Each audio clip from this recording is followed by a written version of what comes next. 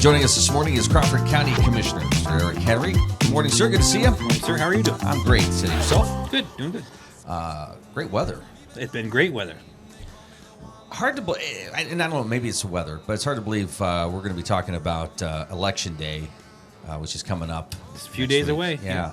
Let's start there. Okay. There's a lot of work that goes into that. It's not one of those things where Monday night you just kind of flip the switch and everything happens. It actually kind of starts at the end of the, well, in this case, the primary.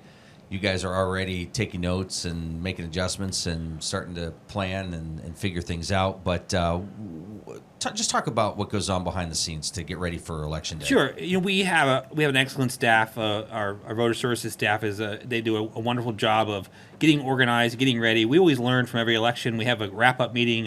Commissioner Soft's the chairman of the election board, which is he has attention to detail based on his shoes, you know that, and so he always looks at every detail, and we have a wrap up meeting, and then we kind of implement those to the next election, and so it's just been a good process for us. And you just don't walk into it Monday, and take the tarps off the machines. There's a lot of prepping that goes into just making sure everything is set and ready. When does that start? So that starts 8-12 weeks ago when we do a service on the machines, and we do LNA testing to make sure that the machines are ready to go and up to code. That's a public process. People never come, but you're welcome to come to watch the LNA. That's putting every machine up, taking every machine down, running a vote tabulation through it, running it through the machines, checking that to the actual printout, and then putting them away and getting ready to send them out. And actually, they've been delivered. Some of them have been delivered already. So. Wow. There's been some changes over the last couple of election cycles, precincts being condensed down, just staffing issues primarily, right? Yep. Yeah, a lot of people don't want to be judge of elections. 2020 made people a little gun shy when it became to be an election staff member. There's a lot of obviously contention and controversy, and so people they just didn't want to deal with it. It's a 13-hour day too. It's a very long process for people, so it takes a special person to want to do that. Kind of maybe continue that conversation. Obviously, we're still talking. You hear that in the news now. This election, people are saying this, and this side's saying this. Does that make that challenge? Does that make anybody not want to go, or when they do go, they are going to start questioning? Is this going to count? Is this not? Yeah, I think that both. I think some people they're tired of the rhetoric and they don't want to vote. And of course, we don't encourage that. We want everyone to vote if they can. But that's the one thing about Crawford County. We have a very small staff. We don't hire additional people. The commissioners are the Board of Elections. We handle all the ballots. We make sure that they have security. And just the staff we have on our courthouse staff now is who handles the whole process. We don't hire additional people. So you'll see in Erie County or other larger counties, they might hire 20 or 30 people to process. We just don't do that. We make sure that we're the ones that are responsible for it. And when it comes to write-ins and all that, you guys are the ones tallying all that information. Yeah, right? and there's I think the last thing Chris told us there was 6,000 mail-in ballots that were sent out and back. So those have to be processed on Election Day, and then we have to adjudicate all those if there's an aberrant mark, or of course there's wonderful write-ins that we have to deal with. Anybody who has a write-in has to be looked at by the election board to ensure that the spelling's right and what their intention was. With the mail-in situation. I think people were used to getting their information the night of the election, right? Oh, okay, this is what we know for sure. Congratulations. Right. That's really not the case anymore, is it? It's not the case anymore, and that's been since 2019 was the last time that would happen. And the problem is, and we've asked the legislators for additional pre-canvassing time, which would allow us to actually process some of those ballots prior to the day and then have it ready to go. We just can't do that until the close of the polls is where we start processing the actual ballot itself. That just takes time. There is some grant money out there. The state offered 67 counties, and the money was great, but it was tied to some restrictions. For instance, you weren't allowed to leave until your tally was done. Well, Commissioner Soft and Commissioner Wiederspan, I know their bedtime's earlier than mine, but at the end of the day, it's just too much for us to be there 13 hours and then add on until we're done. And so we're one of only 4 counties who actually did not take that grant money because we don't want to make mistakes at 2 o'clock in the morning, counting ballots. Because I was just thinking your process, I mean, you're out of several days, right? Yep. Working on that. I mean, that's a lot of time. Yeah, it's several weeks. It's several weeks, and of course, county business still has to occur. We're in a budget session time, so we're talking about budget sessions with people, and nothing else stops. We still have to kind of catch up as we go. For those who might have questions on where do they go to vote, can they go to the county website? Yep, go to the county website. You can search. You can actually Google search Crawford County, and you can look under the actual precincts, Crawford County voting precincts, and you'll see where, like in Titusville, it's at the YMCA again this year. They're all consolidated in the same area, and people seem to like that. So, and I think Meadville's another location where a couple precincts. Yeah, we have merged. had to move some together. Yeah, in Meadville as well. Obviously, too late for Tuesday, but if somebody had an interest in doing that work, can they call the courthouse? Yeah, Election Services? Yeah, you can call it Voter Services. There's actually a link to on their webpage to volunteer, and then you go through training. We do pay you for training, and then you do get paid, but I hate to use the word paid because it really, at the end of the day, it's really pennies on the dollar for the amount of hours you put in. So. Oh, yeah, because you're going to use that money to get a massage the next day just to kind of unwind from the work. But it's a lot of fun. You get to see a lot of people, and you get to see democracy at work, Yep, right? yeah. Each of us take 1/3 of the county. This is Francis's side. I do the west. We visit every precinct to make sure that they're doing okay, and if they have any questions. And like I said, we really just really for moral support for them to make sure that they need any help at all. Polls open at? Well, the polls open at 7, and then they close at 8. And again, if you're in line to vote, you can vote, of course, and that's important. People remember. So. All right, that's Tuesday, Election Day. I can't believe it's here. Yeah, that's wild. crazy. On to the budget. You mentioned opportunity for folks to come in and see the process. I'm amazed at different areas of government where they jump up and down and say, come watch, come ask questions, come be a part of it, and nobody shows up. Right. And then they'll complain on Facebook about it. Right. I would imagine here's a chance too. You can go to a commissioner meeting and ask questions. Yeah, actually, all of our budget sessions are public. We leave the door open on purpose. That's the reason. No one has showed up. Once in a while, the Tribune might come and stop in to say hi and just check things out. But at the end of the day, those budgets are certainly all open. You could certainly ask questions of any of those managers or other elected officials to talk about maybe a concern you have on their end, what their budget's getting spent on. No tax hike in 2023. Is that what they said? I haven't heard that. Is that what it is? You read the paper today, huh? I saw a headline. Well, it was interesting because Keith had asked us at the meeting yesterday, what our thoughts were, and we committed to that. All three commissioners, we do not want to have a tax hike. It's just the wrong time for us to do that. And I can tell you that's a challenge. I mean, our health care went up $850,000. We're in union negotiations. We're trying to get a fair wage increase for our 7 unions. That will process into next year. All of our costs go up, and we're still holding the line. I think that's impressive. So we try to keep working on that every year. But how challenging is that with everything that you've mentioned and the fuel prices? I mean, it's very challenging. And I'll tell you, the key to it for me is we don't have a budget season. We have a budget year. So when someone comes to us in February and says, hey, I'd like to get a new printer, and this is why, 9 times out of 10, the answer is no. Because we know that it will affect us at the end of the year. So we're very tight when it comes to adding new people, when we're adding additional raises. It's very difficult to do that, knowing that our tax base really pretty much stays the same. Has this been the most challenging budget you've come across or been part of? It is because of this. The inflationary rate has obviously hit us for the same reasons. Not just, if you think about one thing, I'll give you one example.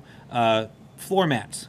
The floor mats in all of our buildings, it was an $8,000 or $9,000 increase just from the floor mat. So you either have to adjust the number of times the floor mat comes, and people are like, gosh, you're wasting your time on floor mats? That's $9,000. So every dollar for us matters, and we look at everything like that. But copy paper, office supplies, all of those things have gone up, obviously, like everybody else has to deal with. And unlike Sheets or other places, we just can't raise the price of a candy bar to offset those costs. It's property taxes. But it's a really good candy bar. It might be. Yeah. So when it comes to going through, you have to be looking almost line by line in this budget. We do. And I said every day we actually process in our minds, how does this affect the budget? Because we go to a lot of meetings, we have a lot of asks, and sometimes we do say, okay, this is a good idea, we're going to do this. But everything we do is really geared toward making sure we keep our costs down. How many people have come up to you when they see you out and about and say, you know what, I think you should raise our taxes because we understand the cost of everything's going up? Let me take thought here. It might take a while to figure this. None, zero. No one's ever done that. So there are people who understand that when you do have those costs that you might want to incrementally do it, because you remember in 2019 there was a larger increase, over 2.75 mils, something like that. That was because they hadn't increased it in so long. So people like to see that, but at the end of the day, nobody really wants to raise taxes. Yeah, and still the majority of the people are coming up, and that's the question they're asking: are you raising taxes? Right, and if you want to fill your commissioner meeting, just mention raising taxes, and you'll get people there. Yeah, I think you brought that up at the COG meeting, and that's another topic. Well, we can mention this real quick. The health and safety of a community is important, but for you, you've got a professional commitment in that, and Correct. you're a commissioner. Yeah. Has it been hard to divide that line, or to just set the boundaries there? It doesn't for me, because the reason I think I was elected as a commissioner is because I'm a small business person who follows business principles. And at the end of the day, if people want ambulance services to maintain, they have to continue to find revenue to have that service. And it's vital for us. And the ambulance business is different. And I was just talking about this in the way with someone about ambulance versus garbage. This is going to sound interesting, but when you go to townships or municipalities of 5,000 or more people, you're required to get garbage service. So here in Titusville, I think it's $21, $25 a month, whatever it ends up being, because garbage is required. But EMS, actually, there is no fee attached to a household for EMS. And so EMS services like the one you have here come here. There's no money spent out by the government to make sure an ambulance is here. And I think ambulances and garbage should probably be somewhere similar on that line. So I say it hasn't been difficult because I know how important having an ambulance is. So why is this conversation now at the top of because this has been going on for years? Yep.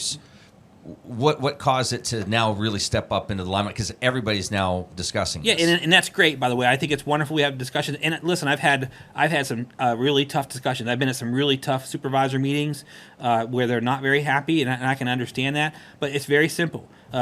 Obviously, with all the inflation everybody else has dealt with, to give you a couple examples, ambulances that were $150,000 or $200,000, stretchers that were $20,000 are now $50,000, cardiac monitors that are $40,000 are now $60,000. I mean, all the stuff an ambulance has to have to maintain and run as a licensed ambulance has gone up. And the biggest problem is Medicare and Medicaid, which is what our two number one primary revenue generators are. They actually don't cover the cost to provide the service. Every trip we do that's a Medicaid trip is 1/4 the cost of what it costs to actually provide that service. That is the majority of our trips. That's what we do. Let's do this real quick. You're watching The Morning Drill on Stream Television and on Armstrong's Neighborhood Channel, and listening to it on the Allegheny News Talk Sports Network. Crawford County Commissioner Eric Henry with us here this morning. I would imagine, though, that there's not an easy solution to this, or is this, as you kind of mentioned, is this good that people are having this conversation so maybe ideas can start developing and a discussion can be had? Yeah, there's no easy solution, but I'll tell you, it's not just revenue that's the EMS problem. It's how people use the EMS system. For every 100 calls, the estimate is 35 of those calls are unnecessary. They're actually not ambulance-generated calls. We've been on toe pain, finger pain, ear pain. Those are the calls through our 911 system. And when you send two people in an ambulance, in a diesel ambulance at $6 a gallon, and you go 20 miles to go check ear pain out, and you don't transport them, or you transport them, they have no insurance or Medicaid, you're losing money. That's really not the intention of an EMS system. The EMS system is for true emergencies with life-threatening interventions needed. And if we can work on those two things, we can cut the number of calls down. We wouldn't have to staff as many ambulances, and the revenue does need to equal at least the cost to provide the service. Those are really the two big issues we have: is how people use the service and how it's paid for. Where would you put staffing? This was the other thing that I've noticed in these conversations, getting people to get into this line of work. Yep. And that's an extension, too, of the issues we're having with the volunteer fire departments. Yep. Those types of things. Where are the volunteers? And in this case, where are the paid professionals in this, in this side of or line of work? Where do you find them? Excellent question. So I think first and foremost, we used to get our employees from volunteers. So it doesn't take much to figure out that there's less volunteers, so now that pool is less to choose from. The other part about being in EMS is initially, and I think they were woefully underpaid for years, now the pay is starting to catch up. But for instance, a base paramedic for me starts out at $50,000 a year. That's two 24-hour shifts a week and 5 days off every 3 weeks. That's a Kelly system that we have.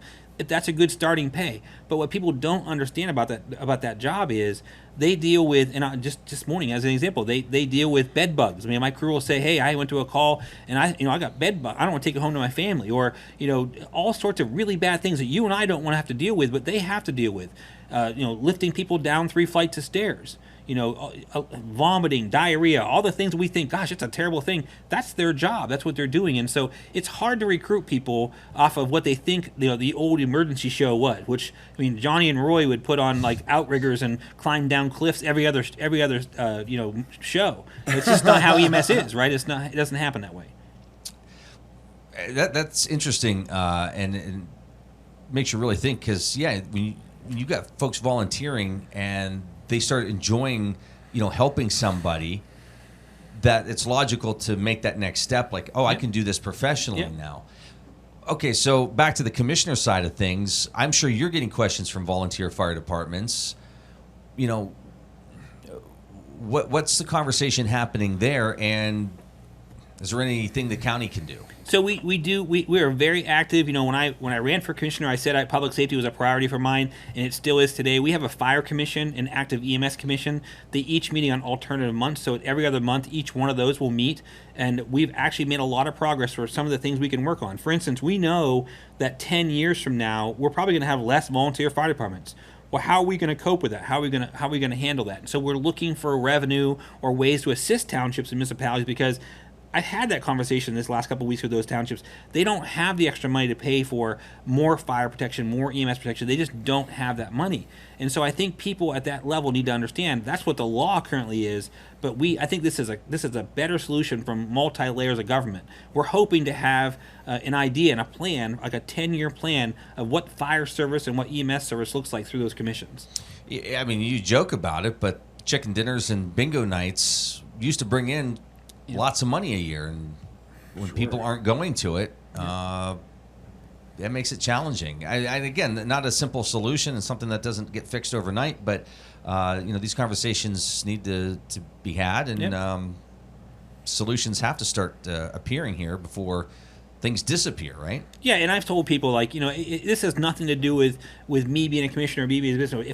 If the hill I die on is public safety, I'll die on that hill. I'm fine with that, because at the end of the day, these conversations are happening because of a necessity, and we don't want to wait. We don't want to recreate an entire system. That's a lot more money, whether it be fire or EMS. We want to try and fix the system we have, and try to find that funding for fire departments and ambulances. Are you getting help at the state level? And then, of course, the next question would be, is the state getting help from the federal level? Or is this something that is really a homegrown local thing that you need to start with and then let that spread? So this is a nationwide issue, but I'll echo what a supervisor said the other day at a COG meeting. Which, by the way, you can watch on Armstrong's Neighborhood channel. I would suggest you check it out. It was a great meeting. He said something the other day I thought was very compelling. The reason they put these problems in the hands of supervisors is because we get things done. Well, they're right. If a road washes out, they have to fix it. If a culvert goes bad, they have to replace it. At that lowest form of government in Pennsylvania, it's their responsibility for public safety according to the law. So in that room, they're starting to fire up ideas about how do we find different revenue that's not property tax. Nobody wants to pay more property tax, and I don't think that property tax owners they should not be the sole burden for this. This should definitely be fee based, whether it be a cellular phone charge or a 1% sales tax for EMS. If you go to Ohio, look at a receipt in the state of Ohio. There's a state sales tax, there's a county sales tax, and there's a local sales tax. That's how they fund public safety. If you look at the percentages, exactly how they do it. And my wife, who buys a lot of horse stuff in Ohio, I actually offset the cost of public safety in those places that have those stores. Do you have the numbers? If that were to happen in Pennsylvania, how much would that revenue-wise bring in? Well, I can tell you for Crawford County, 1% sales tax is about $6 million. And that would do a long way towards fire and EMS. I would love to get to the point where fire departments don't have to have all the chicken dinners and all the raffles, because we have less and less people. We're asking them. Yeah, but what would the politicians do? That's true. We're asking them for 24 hours a day to wake up at 2 a.m, go put an air pack on, and go save your life by the way, in order to make sure you have fuel in that vehicle, we want you to sell tickets for a chicken dinner or a gun raffle. I mean, I love going to those. That's probably why I look the way I do. But at the end of the day, that's what we're asking them. And so the revenue needs to come from somewhere. Yeah, well, in addition to that, we've had volunteer firefighters on before and EMS personnel who have said, we need the volunteers. And then once they come in, it's like, okay, now we got to get the funding to make sure we can get the equipment for the volunteers. Very expensive, yeah. Really expensive. And I'm sure with inflation, those costs are going up. And the training. Yep, the trainings. The trainings are really expensive. So. Well, the other thing is, has the amount of training increased hour-wise? The EMT class on the medical side has increased a little bit to 130 some hours now. But I would say this, that you have to remember EMS started in the 70s when it was, the actual funeral home owned an ambulance. And, as they drove you to the hospital, if you kind of expired, you just turned left and went to the funeral home and right to the hospital, right? One or the other. That's the way the system was created. In Townville, the Willie Arnold Funeral Home, that was options. That was all they had at the time that would be able to take somebody who was unconscious. It was a long stretch vehicle. And so that's what EMS was started. So training has certainly increased. I think it's certainly improved the outcomes. All right, Crawford County Commissioner Eric Henry, good to see you. Nice to see you too. Have a good day. You too.